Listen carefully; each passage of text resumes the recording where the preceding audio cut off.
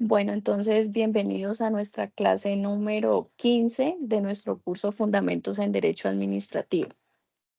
El día de ayer estábamos mencionando cuáles son las normas aplicables a esas actuaciones administrativas iniciadas de oficio por parte de la autoridad administrativa.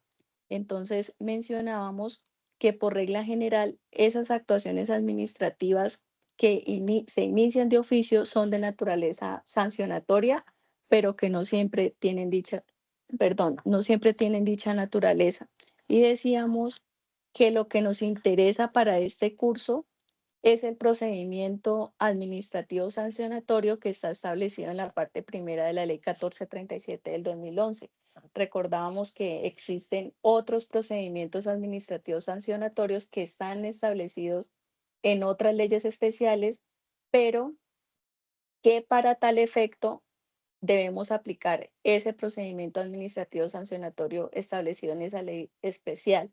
Exponíamos el caso de la ley 1801/2016 que establece un procedimiento administrativo sancionatorio aplicable a personas que incurran en comportamientos contrarios a la integridad urbanística. Entonces, que en ese sentido el inspector de policía como autoridad administrativa debe observar es el procedimiento establecido en el Código Nacional de Seguridad y Convivencia y no el establecido en la Ley 1437 del 2011. Sin embargo, decíamos además que cuando existan vacíos en ese procedimiento especial, pues lo suplimos con lo que está dispuesto en la Ley 1437 del 2011 en la parte primera. Entonces, el día de hoy vamos a ver cuáles son las etapas que tiene una actuación administrativa sancionatoria en el marco de la Ley 1437 del 2011. Entonces, una actuación sancionatoria tiene 6 etapas. Lo que haremos es reseñar de manera sucinta cuál es la finalidad, cuáles son las actividades que tienen lugar en cada una de estas 6 etapas que estructura ese procedimiento administrativo sancionatorio que se adelanta previamente al dictado de la decisión, al dictado del acto administrativo. Entonces, esas etapas están establecidas desde los artículos 47 al artículo 52 de la Ley 1437 del 2011. Y en realidad debo decirles que de esas 6 etapas, hay dos que no resultan ser obligatorias, que corresponden a la etapa de averiguación preliminar y a la etapa probatoria. Sin embargo, más adelante se los voy a explicar. La primera etapa que nos establece el artículo 47 de la Ley 1437 del 2011 es la averiguación preliminar. Pero para que lo realicemos de una manera más didáctica, por favor, leamos ese artículo 47 y posterior a ello se los explico en qué consiste. ¿Me colabora alguien leyendo ese artículo 47, por favor?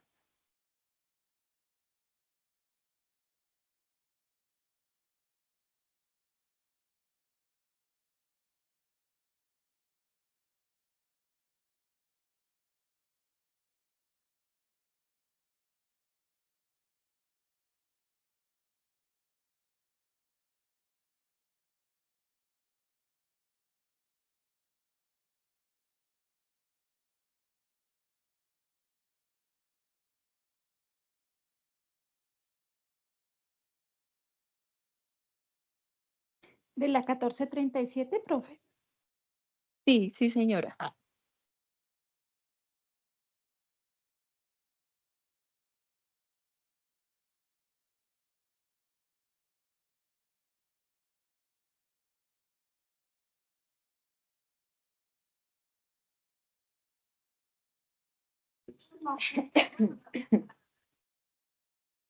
Procedimiento administrativo sancionatorio.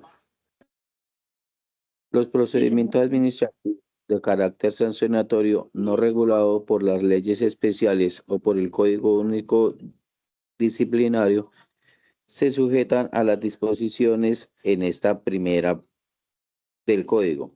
Los preceptos de este Código se aplican también en lo no previsto por dichas leyes. Las actuaciones administrativas de naturaleza sancionatoria podrán iniciarse de oficio o por solicitud de cualquier persona. Cuando como resultado de las averiguaciones preliminares la autoridad establezca que existen méritos para adelantar un procedimiento sancionatorio, así lo comunicará al interesado, incluidas las averiguaciones preliminares. Si fuere el caso, formulará cargos mediante acto administrativo en el que señalará con precisión la claridad de los hechos que lo originan, las personas naturales o jurídicas objeto de la investigación, las disposiciones presuntamente vulneradas y las sanciones o medidas que serían procedentes de ese acto administrativo. Deberá ser notificado personalmente a los investigados.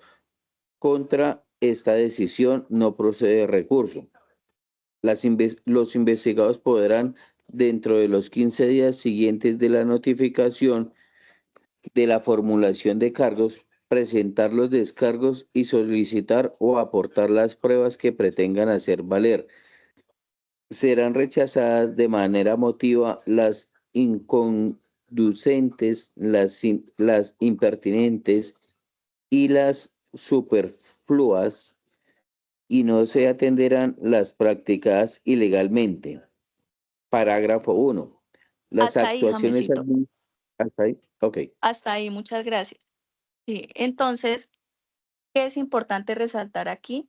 Que una actuación administrativa sancionatoria adelantada por una entidad administrativa tiene 6 etapas. En realidad, esas etapas están desde los artículos 47, 48 y 49. Las restantes son, es decir, desde el 50, artículos 50, 51, 52, esas 3 normas, pues son complementarias a esos 3 artículos, pero en realidad el procedimiento como tal, las 6 etapas respecto de las cuales se compone una actuación sancionatoria, están en esos 3 artículos. Bueno, entonces, ¿qué nos dice el artículo 47? Que la primera etapa de una actuación sancionatoria es la averiguación preliminar. Entonces, ¿qué fin tiene esta averiguación preliminar?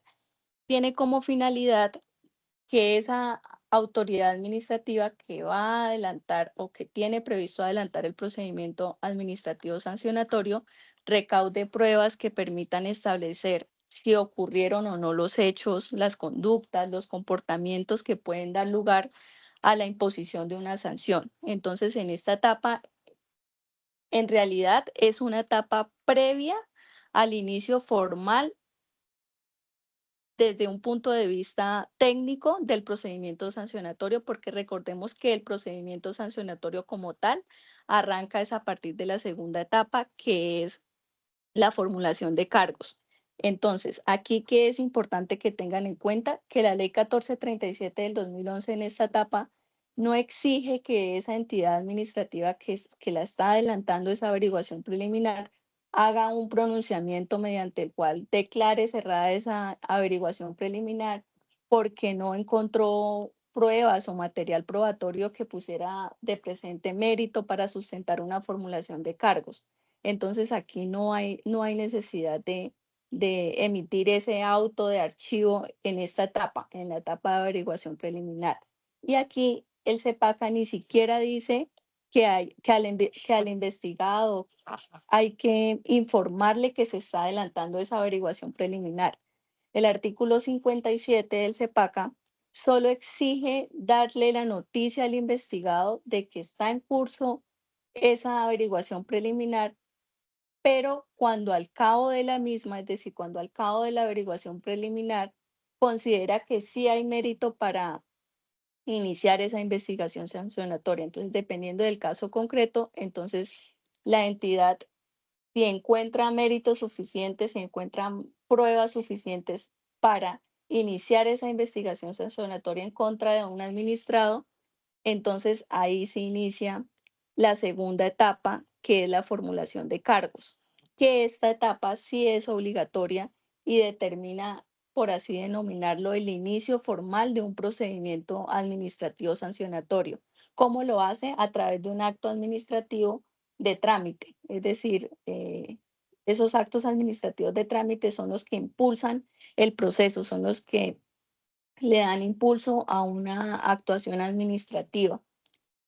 Entonces, ese acto administrativo de trámite, ¿qué tiene como fin? Delimitar el objeto sobre el cual va a versar esa actuación sancionatoria.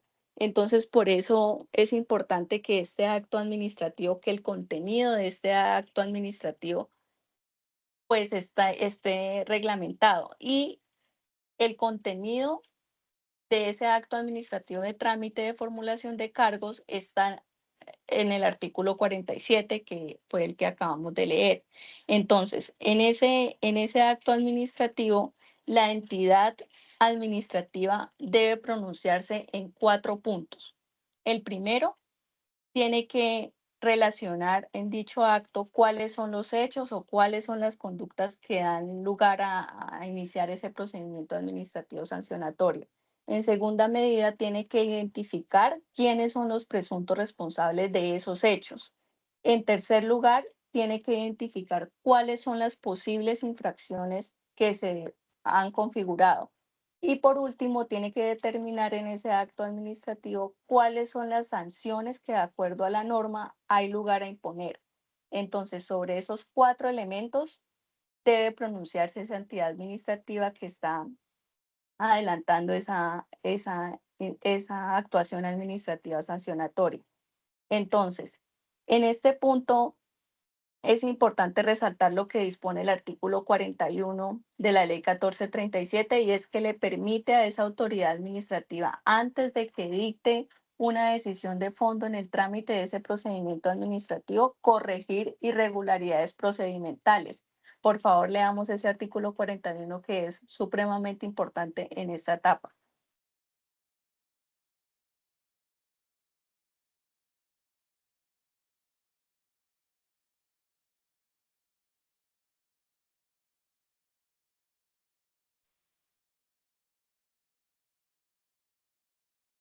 Artículo 41. Corrección de irregularidades en la actuación administrativa. La autoridad, en cualquier momento anterior a la expedición del acto de oficio o de petición por parte, corregirá las irregularidades que se hayan presentado en la actuación administrativa para ajustarla a derecho y adoptar las medidas necesarias para concluirla.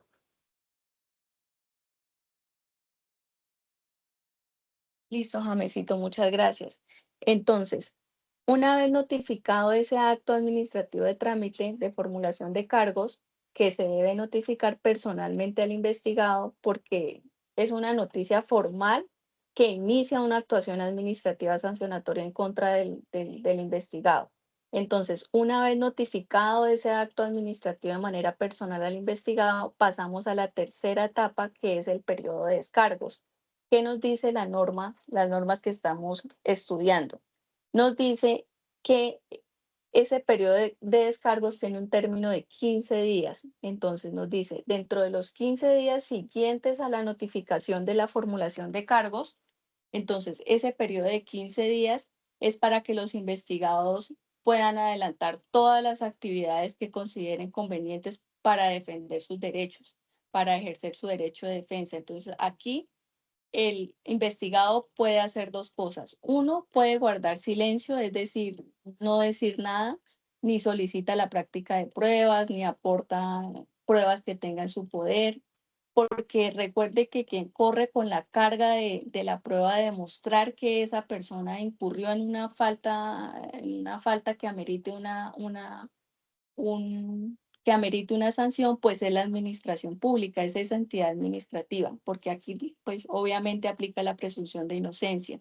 O también puede que ese investigado argumente, presente pruebas, se defienda, solicite práctica de pruebas, y si solicita práctica de pruebas, y si esa entidad administrativa que está adelantando ese procedimiento administrativo sancionatorio lo considera necesario, pues abrimos paso a la cuarta etapa, que es la etapa probatoria. Ese periodo probatorio nos dice esos artículos de la ley 1437 del 2011 que pueden durar entre 30 y 60 días dependiendo del número de investigados. Entonces, esta etapa, lo que yo les decía al principio, no necesariamente se va a tener que agotar, porque si el investigado lo que hace en el periodo de descargos es aportar todas las pruebas, todos los elementos que permitan demostrar pues que él es inocente, aquí no hay necesidad de adelantar esta etapa, sino que nos saltamos directamente al traslado de alegatos. Pero si el investigado guarda silencio o si la entidad administrativa considera que es necesario practicar pruebas adicionales a las ya aportadas por el investigado, pues entonces sí hay lugar a agotar esta etapa probatoria. De todos modos, una vez culminada esta etapa probatoria, nos vamos a la siguiente etapa, que es el traslado de alegatos. Para este traslado de alegatos, la norma dispone que es de 10 días. Entonces, aquí, ¿qué se hace en esta etapa? Se dicta un acto administrativo de trámite mediante el cual se corre el traslado a todos los intervinientes de esa actuación administrativa, de ese proceso administrativo, para que presenten sus alegatos finales. Vuelvo y repito, en un plazo de 10 días, y al expirar ese plazo de 10 días para presentar esas alegaciones, esos argumentos, empieza a correr el plazo de 30 días que tiene la administración para dictar ese acto administrativo, esa decisión definitiva, esa decisión de fondo. Entonces, ¿qué nos dice el artículo 49 de la ley 1437? Que esa decisión, que ese acto administrativo debe guardar coherencia, debe guardar congruencia con el contenido de la formulación de cargos. ¿Sí? Esto es importante que lo tengan en cuenta. Entonces, ese acto administrativo es una decisión en virtud de la cual se declara administrativamente responsable al investigado o sencillamente se le exonera de la responsabilidad. ¿Qué nos dice la norma? Y aquí es importante y más adelante lo vamos a verificar, que ese acto administrativo tiene que notificarse antes de los 3 años. Sí, pero como les digo, más adelante les voy a explicar en qué consiste ese término de caducidad que nos trae la ley 1437 para efectos de dar inicio a una actuación administrativa sancionatoria. Entonces, hasta aquí preguntas del procedimiento administrativo sancionatorio. Yo sé que lo vimos de manera muy rápida, pero pues sin embargo, si alguien tiene alguna pregunta al respecto, pues, o un aporte para realizar, pues lo puede hacer. Doctora, yo tengo una pregunta. Sí, Si en el transcurso, digamos que es una construcción ilegal y la sí, construcción, el inspector, la inspectora, la autoridad pone sellos para sellar la construcción y el infractor sigue con la obra, sigue con la construcción y el inspector no realiza ninguna acción, ¿ahí habría alguna omisión? sí, claro, Jamesito. Recuerde que esas infracciones, esos comportamientos contrarios a la convivencia están regulados en la ley 1801/2016 y de hecho, ¿qué dispone la norma en materia de comportamientos contrarios a la integridad urbanística? Que previo a dar inicio al procedimiento sancionatorio que establece esa misma ley 1801/2016, el inspector de policía puede suspender de manera provisional la construcción cuando advierta que esta está siendo, por ejemplo, realizada sin licencia urbanística, ¿sí? Entonces, si el presunto infractor no acata esa decisión del inspector de policía, pues de hecho el mismo código trae sanciones contra ese inspector. Una de ellas es fraude a resolución judicial o administrativa, que es un delito, ¿sí? Eso daría lugar a que pudiera ser el inspector de policía en este caso. Pero ese procedimiento especial está regulado en la ley 1801/2016. ¿Sí Ah, fui ya, ok, clara, doctora, James? muchas gracias. Sí, señora. Bueno, bueno, si alguien más tiene otro aporte o otra pregunta para realizar.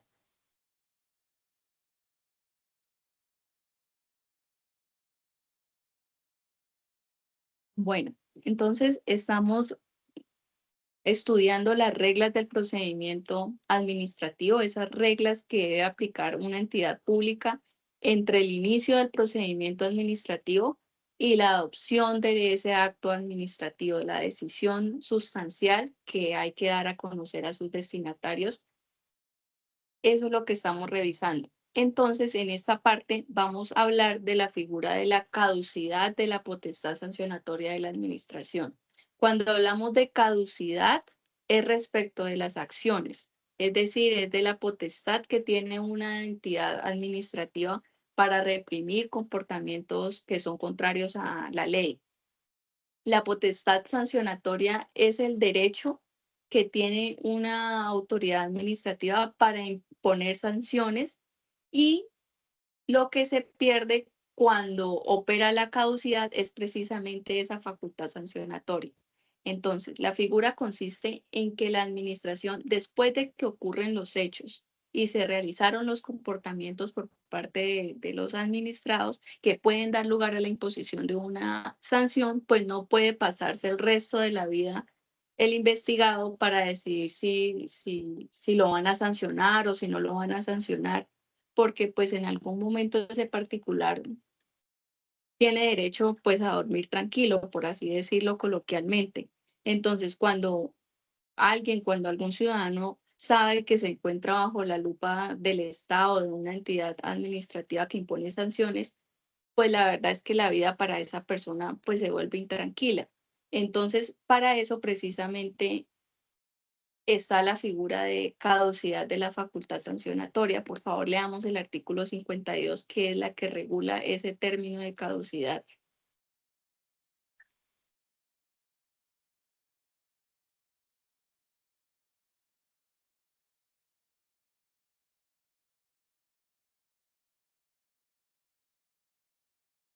Artículo 52. Caducidad de la facultad sancionatoria. Salvo lo dispuesto en leyes especiales, la facultad que tienen las autoridades para imponer sanciones caduca a los 3 años de ocurrido el hecho, la conducta u omisión que pudiera ocasionarlas, término dentro del cual el acto administrativo que impone la sanción debe haber sido expedido y notificado. Dicho acto sancionatorio es diferente de los actos que resuelven los recursos, los cuales deberán ser decididos, so pena de pérdida de competencia en un término de 1 año contado a partir de su debida y oportuna interposición. Si los recursos no se deciden en el término fijado en esta disposición, se entenderán fallados a favor del recurrente, sin perjuicio de la responsabilidad patrimonial y disciplinaria que tal abstención genere para el funcionario encargado de resolver. Cuando se trate de un hecho o conducta continuada, este término se contará desde el día siguiente a aquel en que cesó la infracción y o la ejecución. La sanción decretada por acto administrativo prescribirá al cabo de 5 años cortados a partir de la fecha de la ejecutoria. Listo, muchas gracias. Entonces, por seguridad jurídica, dentro de los 3 años siguientes a la ocurrencia de los hechos, por lo menos tiene que lograrse que el acto administrativo que impone una sanción sea proferido y quede notificado. Entonces, esto pues de conformidad con el artículo 52 que nos acaba de leer nuestra compañera, que es el que regula la figura de la caducidad de la potestad sancionatoria de la administración. Entonces, les voy a exponer el mismo ejemplo del que nos mencionaba James. Si una persona adelanta una construcción sin licencia de construcción, la administración tiene 3 años para adelantar ese procedimiento administrativo sancionatorio y si no, tiene 3 años para adelantarlo, pero no solamente para adelantarlo, sino para dictar el acto administrativo y notificar ese acto administrativo al administrado. Si no lo hace dentro de ese término de 3 años, pues ya no lo podrá hacer posteriormente, no lo podrá realizar posteriormente.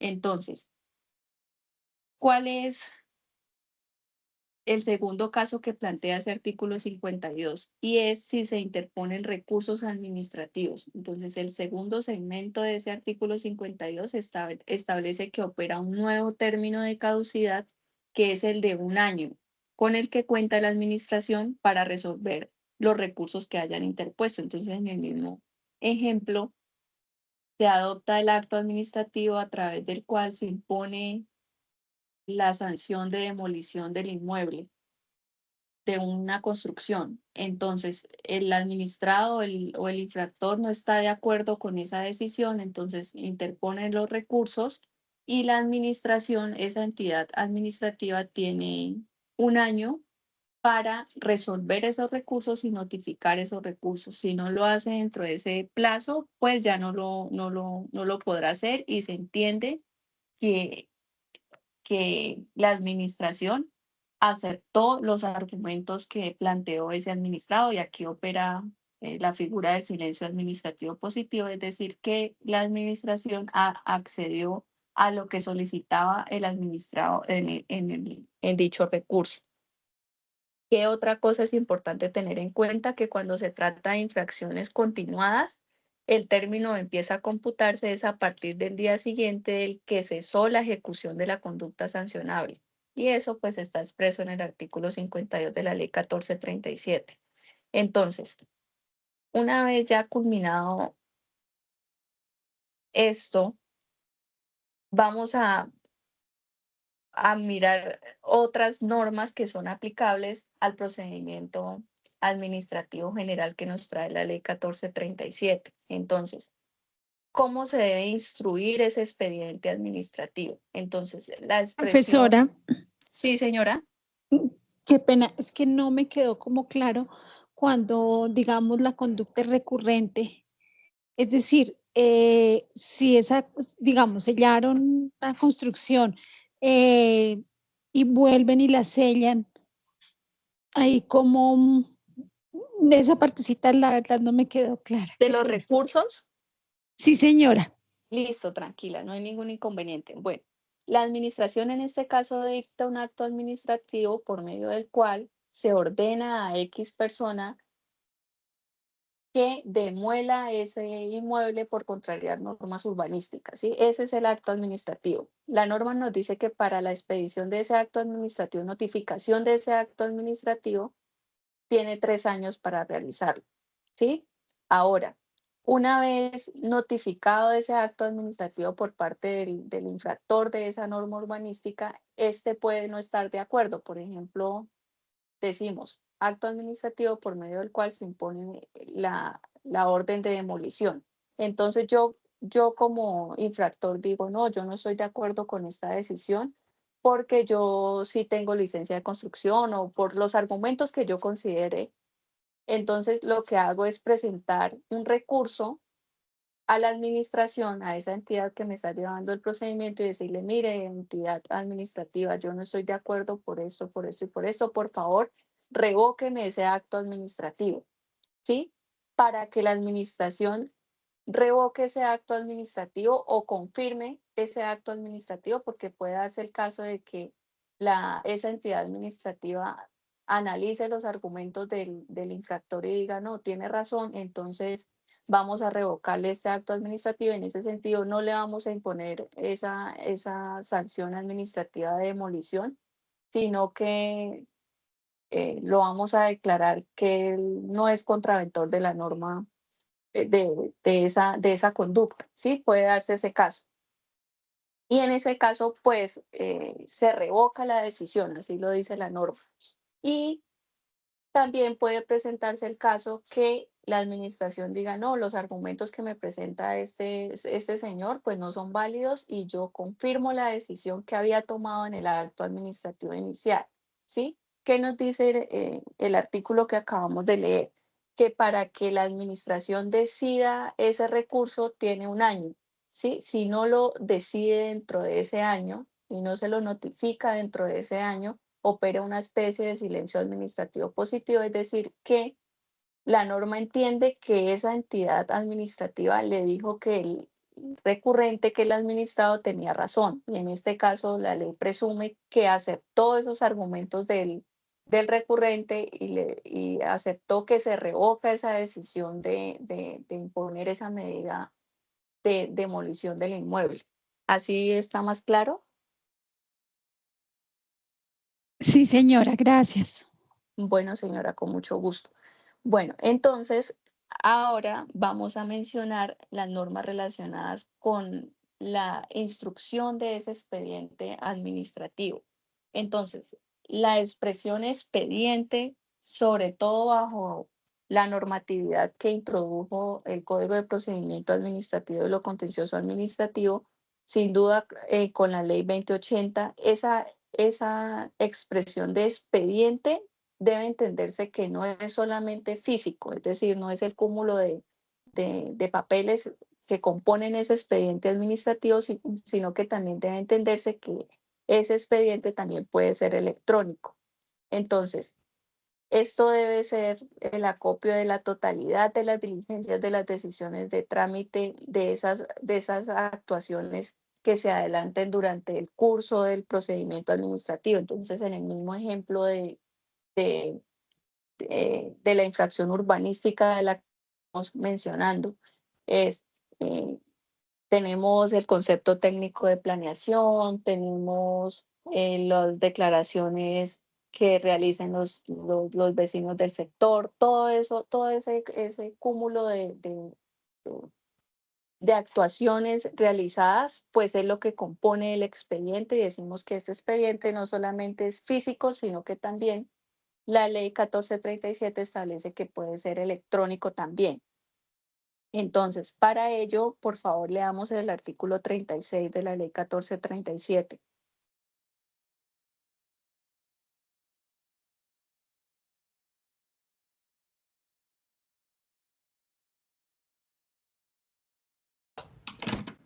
Artículo 36. Formación y examen de expedientes.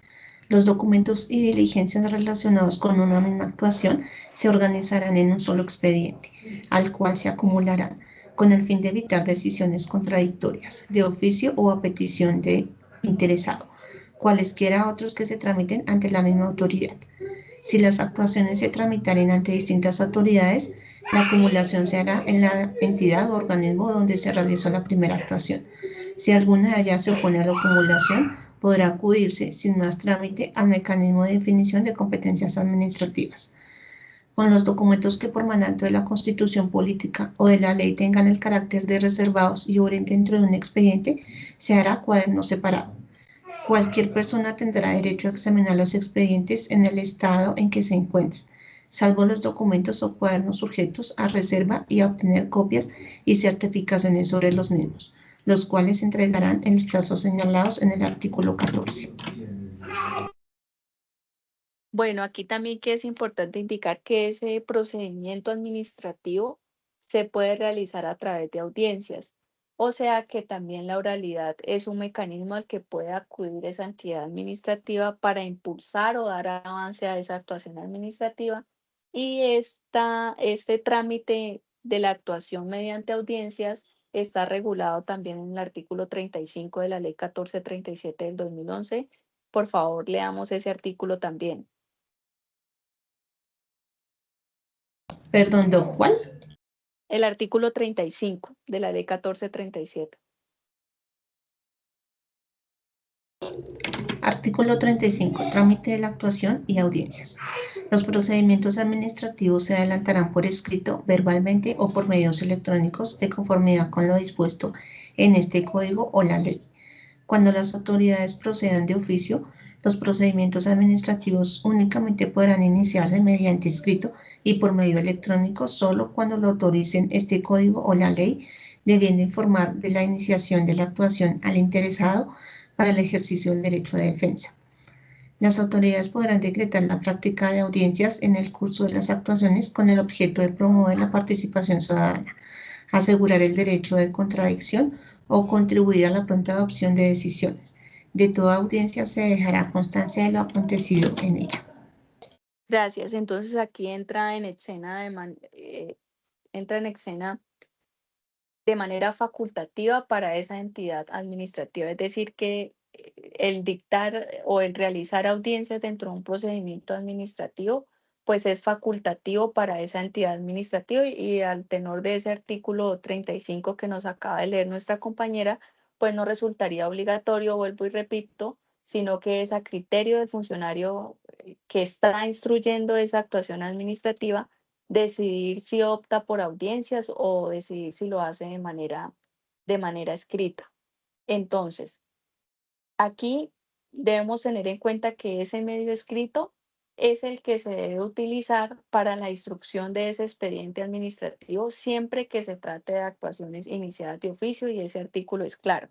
O sea, a iniciativa de la administración, como es lo que acontece con las actuaciones de naturaleza sancionatoria de la que estamos hablando. Entonces lo vimos. La regla a la que estamos haciendo alusión, es decir, ese procedimiento administrativo mediante el cual el funcionario público que lo está adelantando decide si se hace a través de audiencias, eso no tiene cabida en los procedimientos administrativos sancionatorios porque la norma es clara en decir que cuando se trate de este tipo de procedimientos, pues se debe realizar por escrito. Entonces, es decir, la oralidad no tiene cabida.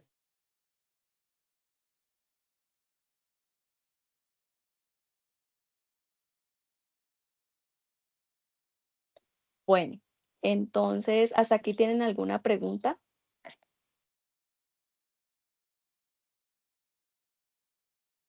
De mi parte, no, señora. Bueno, entonces vamos a continuar con esas reglas que son aplicables a esas actuaciones iniciadas en el ejercicio del derecho de petición. Y entonces aquí vamos a hablar de los plazos de los que dispone esa entidad administrativa o el destinatario de una solicitud de un derecho de petición para pronunciarse de fondo sobre la misma. Entonces, vamos a ver aquí varias reglas. Entonces, la primera, vamos a ver cuáles son los plazos con los que cuenta esa entidad administrativa o esa entidad destinataria de la solicitud para pronunciarse respecto a ella. Entonces, decimos que esos términos para dar respuestas a esas solicitudes son de cuatro, son cuatro. Y pues estos cuatro depende de las especies de petición que pueda formularse. Entonces, si se formula una petición de interés individual, el término que nos trae la norma es de 15 días hábiles. Si se trata de una consulta, tenemos que son 30 días hábiles. Si se trata que es una petición de información o de documento, son 10 días. Pero por favor, leamos el artículo 14 de la Ley 1437 del 2011, que es el que regula los términos para dar respuesta a las peticiones.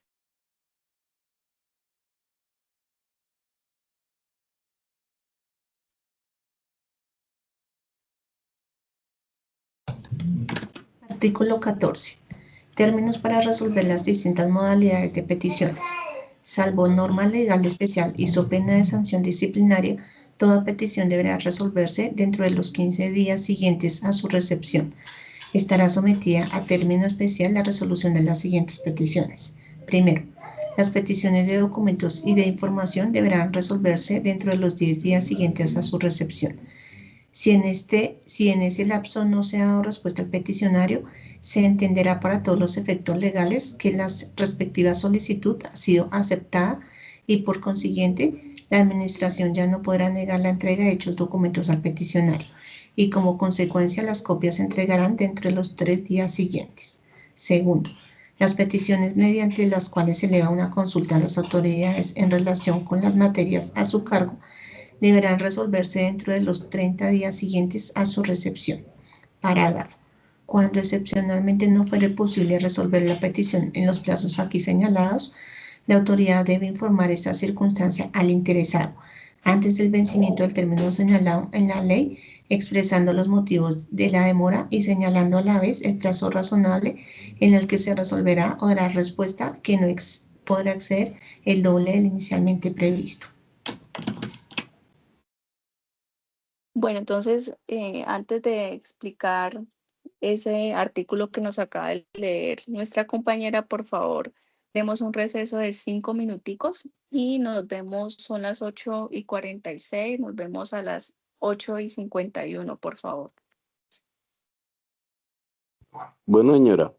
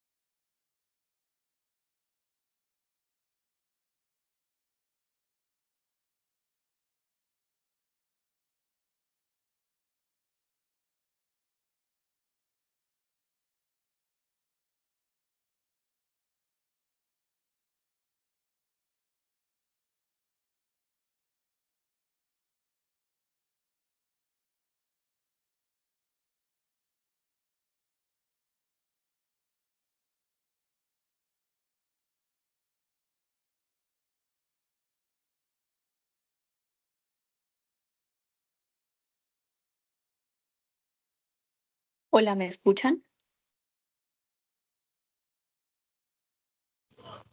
Sí, señora. Gracias. Bueno, entonces estamos hablando de cuáles son los plazos con los que cuenta esa autoridad administrativa respecto de la cual se le dirige un derecho de petición. Decimos que esos plazos dependen del tipo de solicitud que se les realice. En primera medida, recordemos que para las peticiones de interés individual o de interés general, esa entidad administrativa cuenta con un término de 15 días hábiles para dar respuesta a esa solicitud.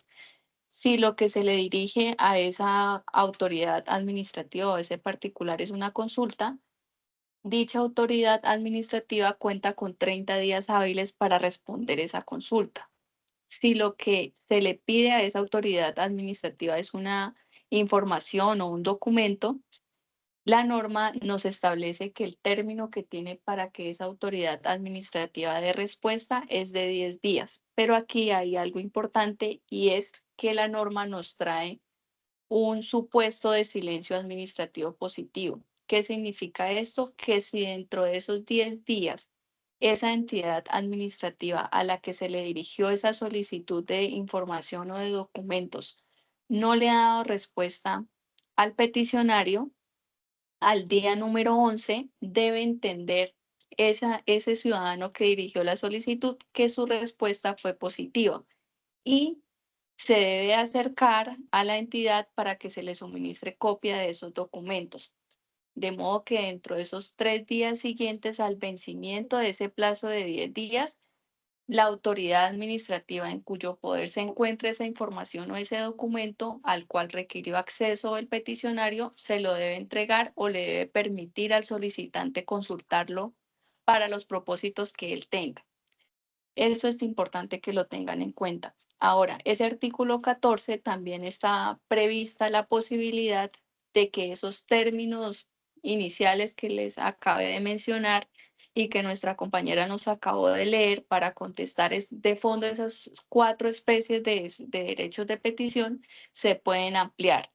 Entonces, esa ampliación, para que opere esa ampliación, que se debe realizar. Entonces, la autoridad administrativa o el particular que está tramitando esa petición, como lo indicábamos en las clases anteriores, antes del vencimiento del plazo inicial, le debe remitir una comunicación, un oficio al peticionario en el cual de manera justificada se le indique la razón por la cual no se le puede dar respuesta dentro de esos plazos que están establecidos en la norma y le debe indicar cuánto tiempo se va a tomar esa autoridad administrativa en darle respuesta de fondo a esa solicitud.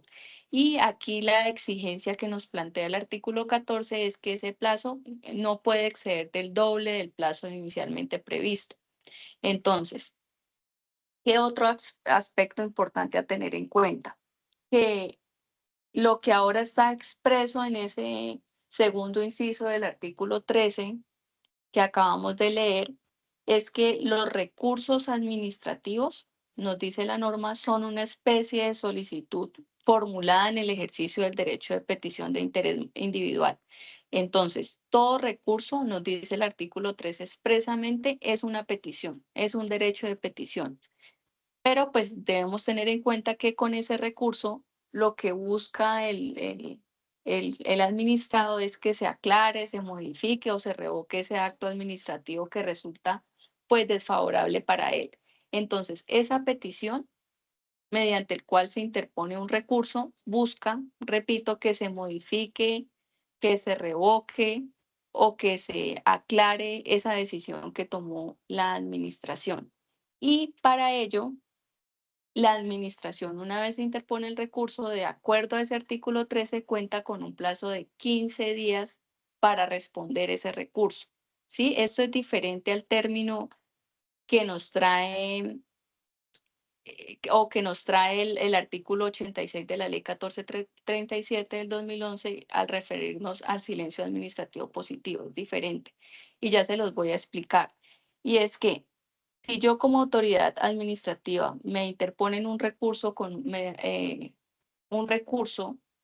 en el cual yo adopté un acto administrativo y ese ciudadano no está de acuerdo con esa decisión, y repito, me interpone ese recurso, yo como autoridad, de acuerdo a ese artículo 13 de la ley 1437, tengo 15 días para responder.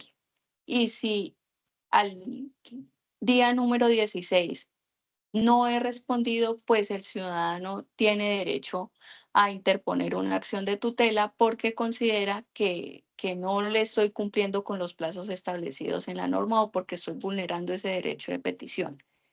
Esto es diferente al plazo para que ocurra un silencio administrativo en los recursos y es el que nos trae el artículo 86. Por favor, leámoslo.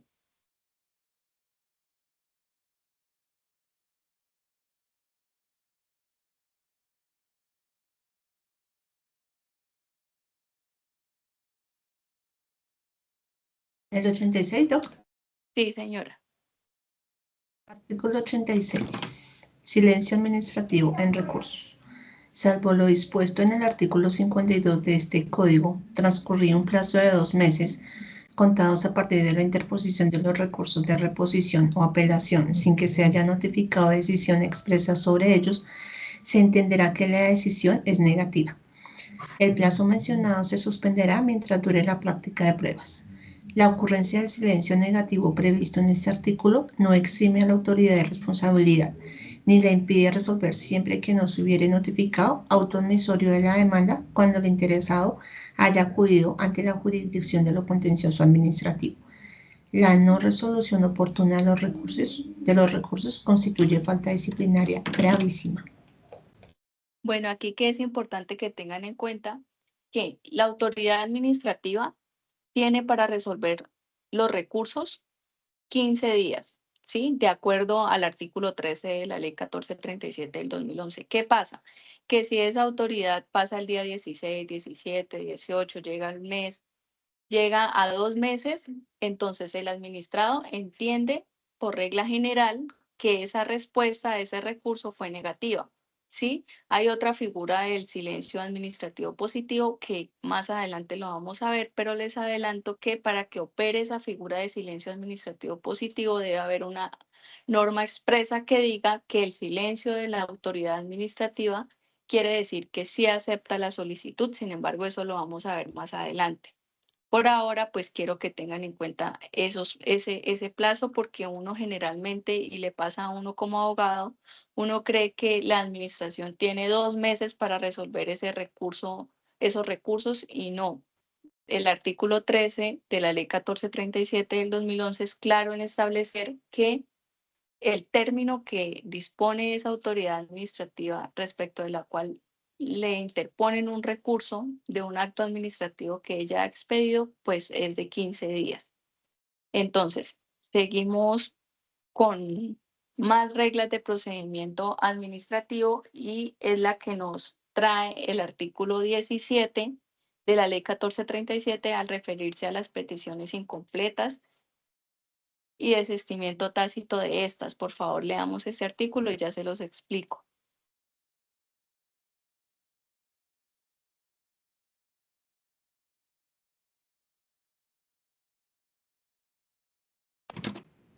Artículo 17. Peticiones sin desistimiento tácito.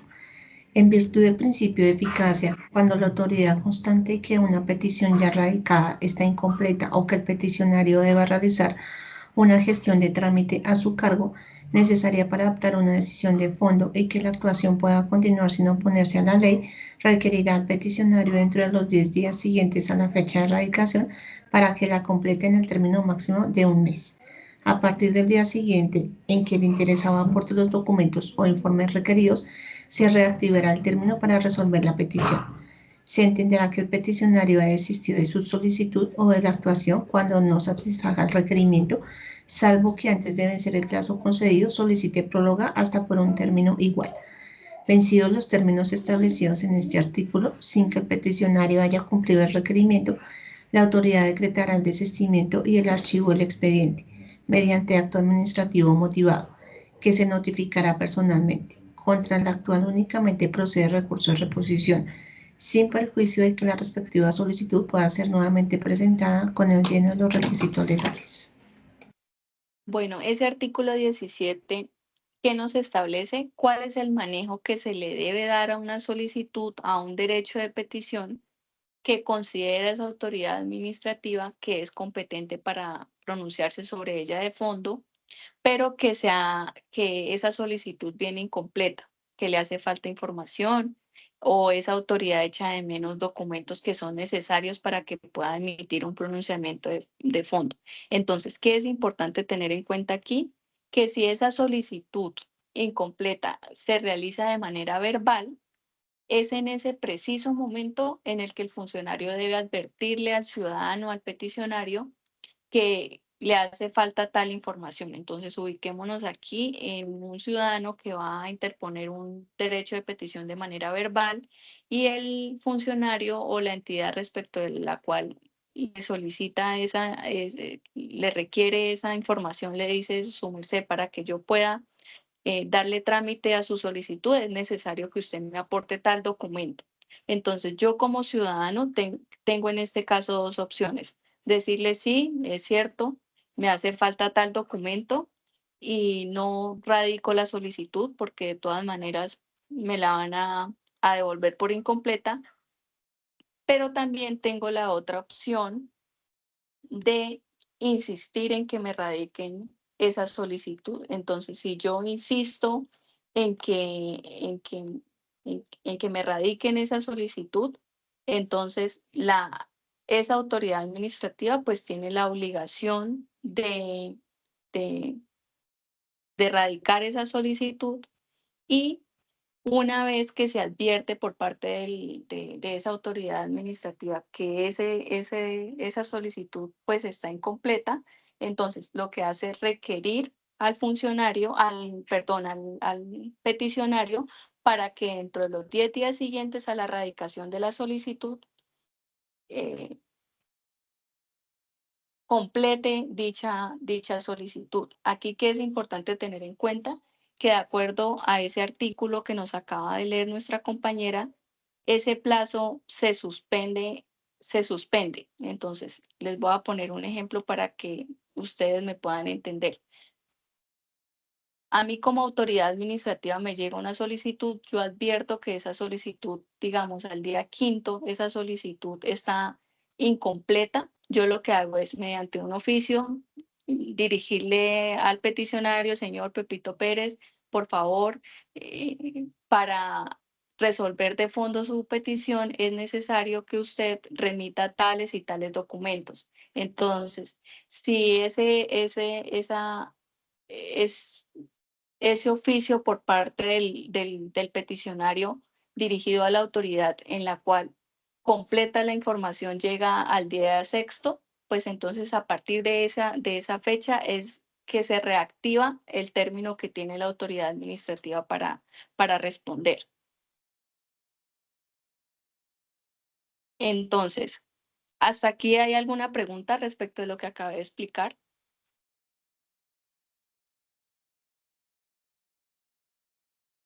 No, señora.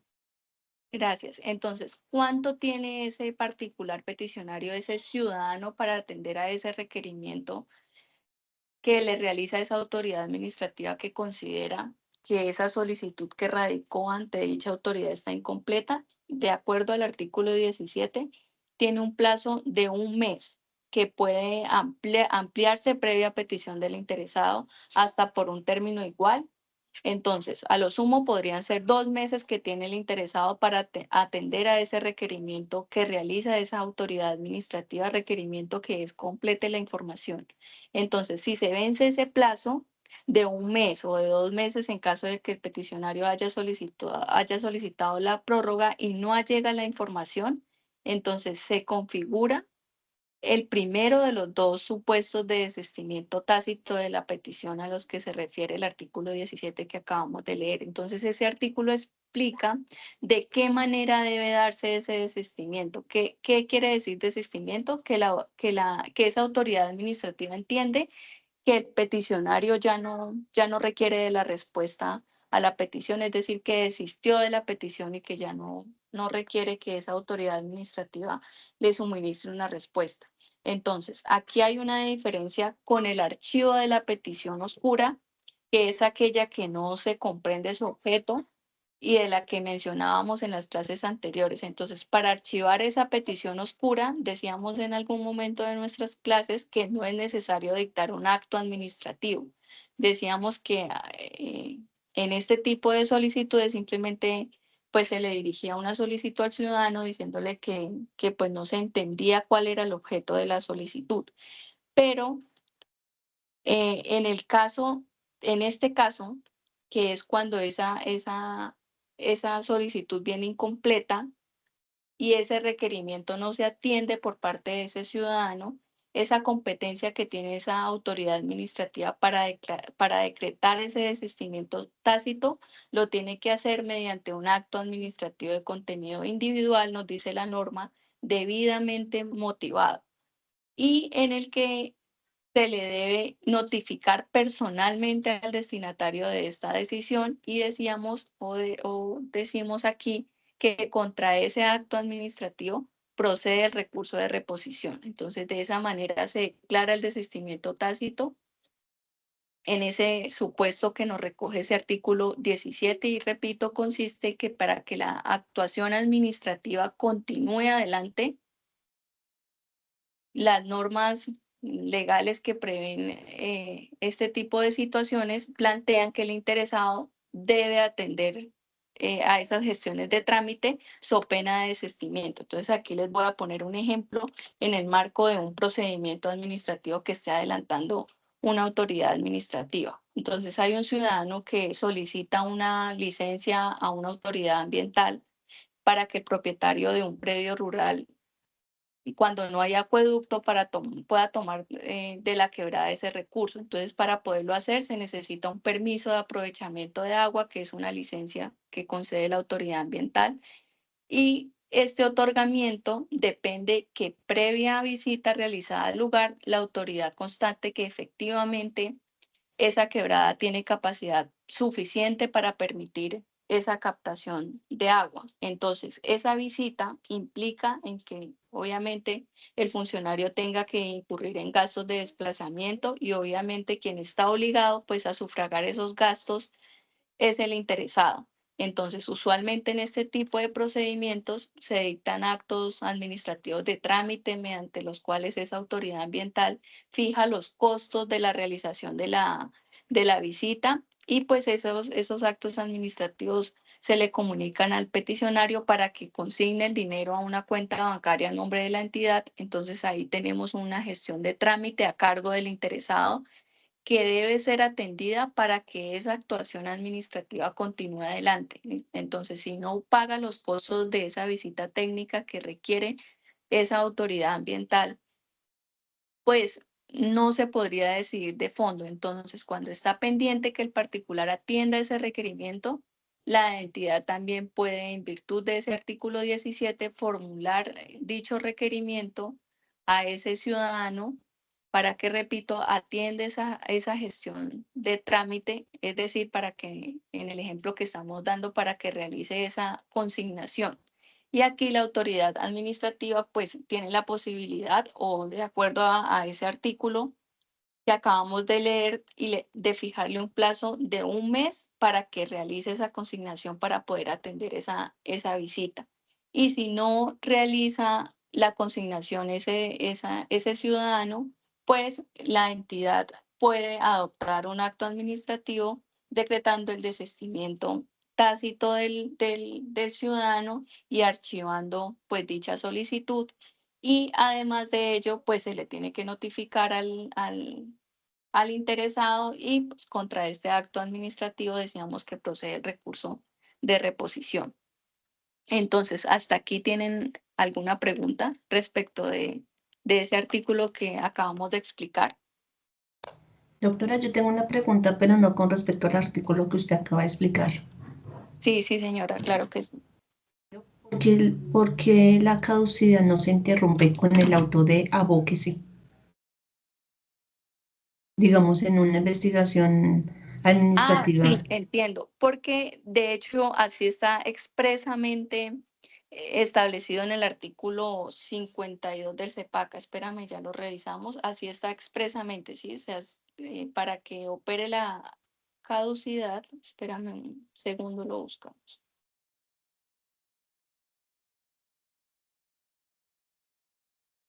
Mira lo que dice ese artículo 52. Salvo lo dispuesto en leyes especiales, la facultad que tienen las autoridades para imponer sanciones caduca a los 3 años de ocurrido el hecho, la conducta o omisión que pudiera ocasionarlas, término dentro del cual el acto administrativo que impone la sanción debe haber sido expedido y notificado.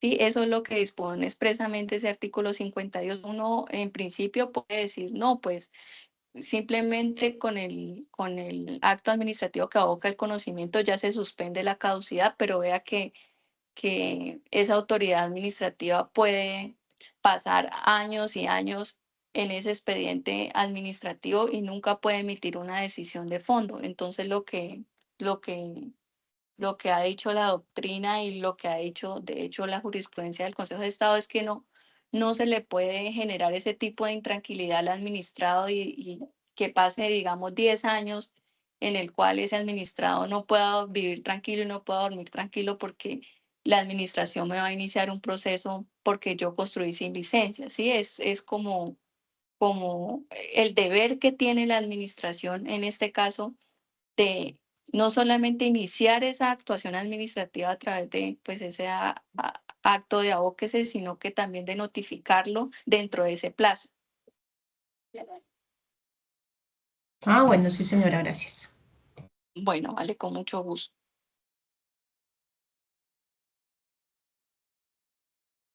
Bueno, entonces ahora pasamos o realizamos la siguiente pregunta. ¿De qué manera debe proceder una autoridad administrativa a la cual se le dirige una solicitud en el ejercicio de un derecho de petición y esa autoridad eh, observa que no es la competente para resolver de fondo esta solicitud? Pues a ello ya habíamos hecho referencia en las anteriores clases. Sin embargo, pues tenemos que decir que en este caso, la autoridad administrativa tiene que emitir dos comunicaciones, una dirigida al peticionario en la cual se le informe por qué razón no tiene competencia para responder y dos, una comunicación en la cual se le remite a la autoridad competente, siempre pues que efectivamente haya una autoridad administrativa con competencia para atender ese objeto de la petición, porque es posible que la petición de cosas no estén al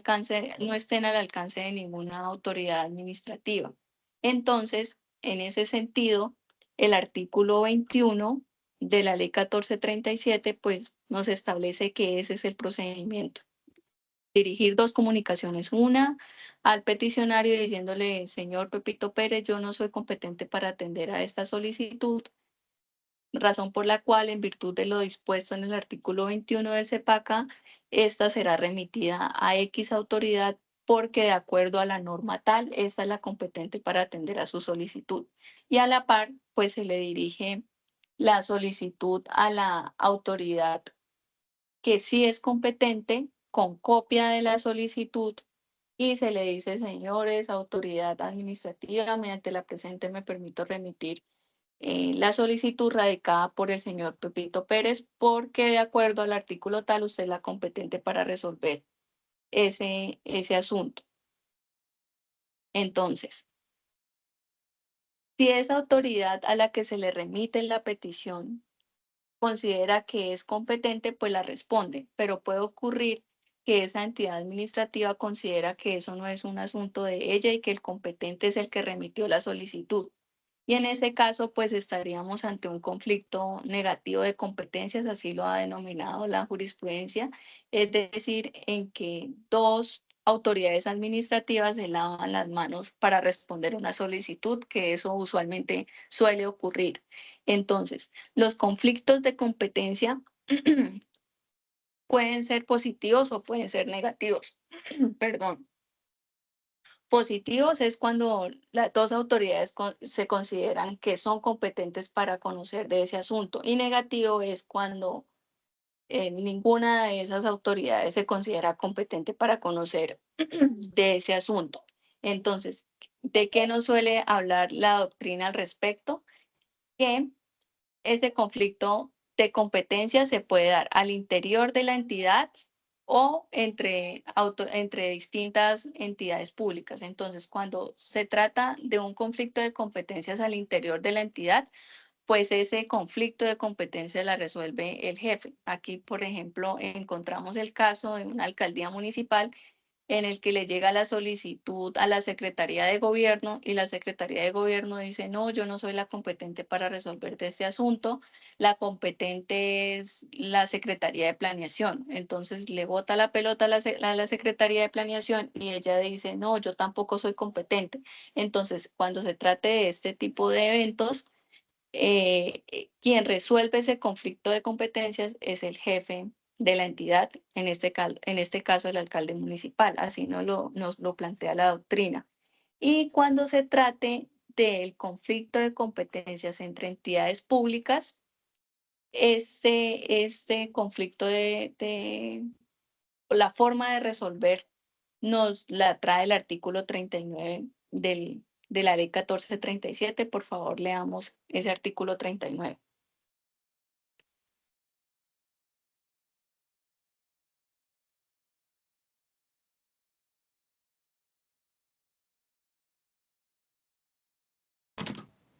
Artículo 39. Conflictos de competencia administrativa. Los conflictos de competencia administrativa se promoverán de oficio o por solicitud de la persona interesada. La autoridad que se considere incompetente remitirá la actuación a la que estime competente. Si ésta también se declara incompetente, remitirá inmediatamente la actuación a la Sala de Consulta y Servicio Civil del Consejo de Estado en relación con autoridades del orden nacional o al Tribunal Administrativo correspondiente en relación con autoridades del orden departamental, distrital o municipal. En caso de que el conflicto involucre autoridades nacionales y territoriales o autoridades territoriales de distintos departamentos, conocerá la Sala de Consulta y Servicio Civil del Consejo de Estado. De igual manera, se procederá cuando dos autoridades administrativas se consideren competentes para conocer y definir un asunto determinado. En los dos eventos descritos se observará el siguiente procedimiento. Recibida la situación en secretaría, se comunicará por el medio más eficaz a las autoridades involucradas y a los particulares interesados y se fijará un edicto por el término de 5 días, plazo en el que éstas podrá presentar alegatos o consideraciones. Vencido el término anterior, la Sala de Consulta y Servicio Civil del Consejo de Estado o el Tribunal, según el caso, decidirá dentro de los 40 días siguientes contra esta decisión o procederá a recurso alguno. Mientras se resuelve el conflicto, los términos señalados en el artículo 14 se suspenderán. Bueno, muchas gracias. Entonces, ¿qué es lo que nos establece ese artículo 39? Entonces, lo primero que hace es desconcentrar la competencia al interior de la jurisdicción administrativa para tramitar esos conflictos de competencia. Entonces, solo cuando las entidades sean de orden nacional o entidades de orden nacional y territorial que pertenezcan a departamentos, el conflicto sigue yendo a la sala de consulta del Consejo de Estado. Si las entidades pertenecen al mismo departamento, el conflicto lo dirime el Tribunal Contencioso Administrativo. Y ese artículo 39, como nos lo acaba de leer nuestra compañera, en su parte final precisa cuál es esa naturaleza jurídica mediante el cual se define ese conflicto de competencias administrativas y cuando señala que se trata de una decisión contra la cual no procede ningún recurso. Eso es una decisión, no un concepto. Es una decisión administrativa que profiere la sala de consulta del Consejo de Estado o el tribunal cuando se trate de conflictos de competencia entre entidades que pertenecen a un mismo departamento. Bueno, ¿tienen alguna pregunta hasta aquí? No, señora. Bueno, señora. dejemos ahí, nos vemos el día de mañana. Sí, señora. Feliz noche. Gracias. Bueno, igualmente, hasta luego. Feliz Hasta noche para luego. todos. Muchas gracias. Dios bendiga. Feliz noche.